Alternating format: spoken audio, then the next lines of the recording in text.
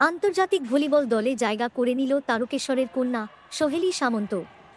আগামী ৪ঠা ডিসেম্বর থেকে চীনে বসতে চলেছে ইন্টারন্যাশনাল স্কুল ভলিবল চ্যাম্পিয়নশিপ প্রতিযোগিতা। আর সেই মঞ্চেই ভারতীয় দলের জার্সি গায়ে প্রতিযোগিতায় নামতে চলেছেন ভঞ্জিপুরের অষ্টম শ্রেণীর ছাত্রী সোহেলি। বাবা সঞ্জয় সামন্ত একজন কৃষক আর গৃহবধূ মা কাকলি সামন্তের স্বপ্ন আজ সত্যি হচ্ছে। পরিবার সূত্রে জানা গিয়েছে, মাত্র ১০ বছর বয়সে তারকেশ্বর মহাবিদ্যালয় মাঠে কোচ শঙ্কর পালের তত্ত্বাবধানে ভলিবলের হাতেখড়ি হয় সোহেলির। লিবারো পজিশনে খেলতে খেলতেই জেলা থেকে জাতীয় সব স্তরেই নিজের দক্ষতার ছাপ রেখেছে এই প্রতিভাবান কন্যা। গত বছর অনূর্ধ্ব-14 জাতীয় চ্যাম্পিয়নশিপে হরিয়ানাকে হারিয়ে পশ্চিমবঙ্গকে চ্যাম্পিয়ন করেছিল যে দলটি, সেই দলেরও গুরুত্বপূর্ণ সদস্য সোহেলি। এবার লক্ষ্য আরও বড়, আন্তর্জাতিক মঞ্চ। ২৪শে অক্টোবর থেকে রাঁচিতে জাতীয় দলের ক্যাম্পে প্রস্তুতি নিচ্ছিল সোহেলি। আর আজ ৩রা ডিসেম্বর সকালে ভারতীয় দল চীনের উদ্দেশ্যে রওনা দিল নতুন স্বপ্ন, নতুন দায়িত্ব নিয়ে। এ বিষয়ে সোহেলির কোচ, তার বাবা ও মা সাংবাদিকদের মুখোমুখি হয়ে জানিয়েছেন, সোহেলি ছোট থেকেই পরিশ্রমী। নিয়মিত প্র্যাকটিসে কখনো ফাঁকি দেয়নি। দেশকে প্রতিনিধিত্ব করতে যাচ্ছে, এটাই আমাদের গর্ব। তারকেশ্বরের এই মাটির মেয়ে আন্তর্জাতিক মঞ্চে দেশকে কতটা গর্বিত করতে পারে, এখন সেদিকেই তাকিয়ে সকলেই। তারকেশ্বর থেকে সমীর দাস ও অরবিন্দ দাসের রিপোর্ট, টিভি নিউজ বাংলা। বলবেন বাবা হিসেবে কতটা আনন্দিত হচ্ছে মেয়ের এই খেলা? মেয়ের এই খেলা বাবা হিসাবে খুবই গর্বিত যে এতখানি ও এগিয়ে যাবে, যে এই যে খেলাটা উন্নতি করে আজকে ভারতের হয়ে খেলবে, এটা মানে খুবই গর্ব হচ্ছে। আরও গর্ব হবে যদি ও চ্যাম্পিয়ন হয়ে আসতে পারে, তাহলে আরও খুবই গর্ব বা আনন্দিত উপভোগ করব। কি মনে হচ্ছে তারকেশ্বরের একটা এত ছোট্ট কোচিং সেন্টার থেকে আসছে ইন্টারন্যাশনালে খেলছে? না, এটা তো খুবই ভালো। একটুখানি কোচিং সেন্টার হলে কী হবে, এই যে আমাদের শঙ্কর পালের নেতৃত্বে যে কোচিং চলছে খুবই ভালো। মানে উনি তো কোচিং এখানে দিলে কী হবে, ন্যাশনাল ইন্টারন্যাশনাল সব জায়গাতেই মেয়েরা খেলতে পারছে এবং সুযোগ পাচ্ছে। তাহলে ছোট কোচিং জায়গা হলেও জায়গাটা বিশাল আকার নিতে পারে, এটুকু আমি বলতে পারছি। আমার নাম সঞ্জয় সামন্ত। এখানে বলার মানে ভাষায় প্রকাশ করা যাবে না যে মনের ভেতরে যে কতটা গর্ব অনুভব হচ্ছে।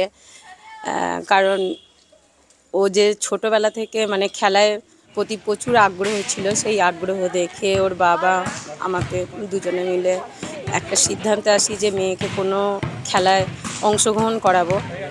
তারপরে আমাদের বাবার বন্ধু গদাধর ধারা, উনি আমার স্বামীকে বলেন যে এখানে একটা ক্লাব আছে, তো খেলায় ভর্তি করাবে মেয়েকে।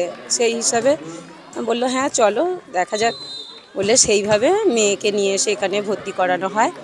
ভর্তি করিয়ে এই আপনার ২০০০ মানে লকডাউনের সময় ভর্তি হয়েছিল।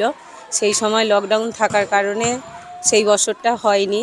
২০২১ সাল থেকে টানা এই ৫ বছর একভাবে প্র্যাকটিস করে যাচ্ছে, দুবেলা প্র্যাকটিস করছে। তার সঙ্গে সঙ্গে বাড়িতে যখনই সময় পাচ্ছে তখনই ওনার যে কোচ যা শিখিয়ে দেন সেগুলো বাড়িতে সেগুলো প্র্যাকটিস করে। সেই প্র্যাকটিস করার ফলে আজ এই জায়গায় এসে পৌঁছেছে। কত তারিখে যাচ্ছেন? আমরা ৩০ তারিখে মেয়ের কাছে যাচ্ছি, ১ তারিখে ওখানে পৌঁছাবো। ওখানে দেখা সাক্ষাৎ করে আমরা আবার ১ তারিখে ওখান থেকে ফিরে আসব। যতদূর শুনেছি ২ তারিখে ওরা বেরিয়ে যাবে।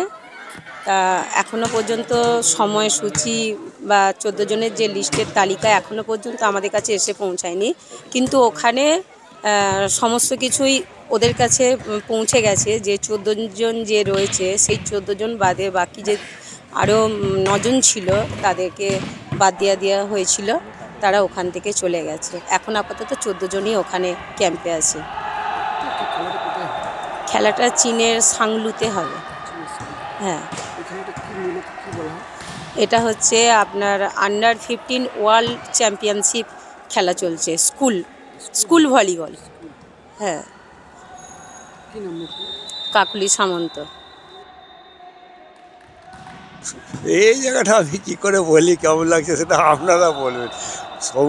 সময় দিচ্ছি, খাটছি, পরিশ্রম করছি, রেজাল্ট পাচ্ছি, আনন্দ রয়েছে, এই পর্যন্ত। আমার নাম শঙ্কর পাল। তারকেশ্বরী বাড়ি, তারকেশ্বর চালপুরি। এই মাঠ থেকে সাথী, তিথি এবং ওই সহেলি হুম। মানুষ বলছে যে কোচ হচ্ছে খেলোয়াড় করার কারিগর, কি হিসাবে দেখছেন বিষয়টাকে আপনি? ওই জায়গাটা আমি বলতে পারবো না কারিগর কি না কারিগর, সেটা ঈশ্বর পাঠিয়েছে, ঈশ্বরই জানেন। আমি খুবই ঈশ্বর ভক্ত। করা যাবে না, অনেক কমই আজকে এই তারকেশ্বরের মেয়ে যারা আজকে ভারতের নাম রোশন করেছে করে এবং জাতীয় দলে খেলেছে অনেক মেয়েই এবং জেলা স্তরে অনেক মেয়েই খেলেছে, সে নাম কতজনে বলবো, বলতে বলতে মনেও নেই, বয়সে তো মনে নেই, মাথায় থাকছে না।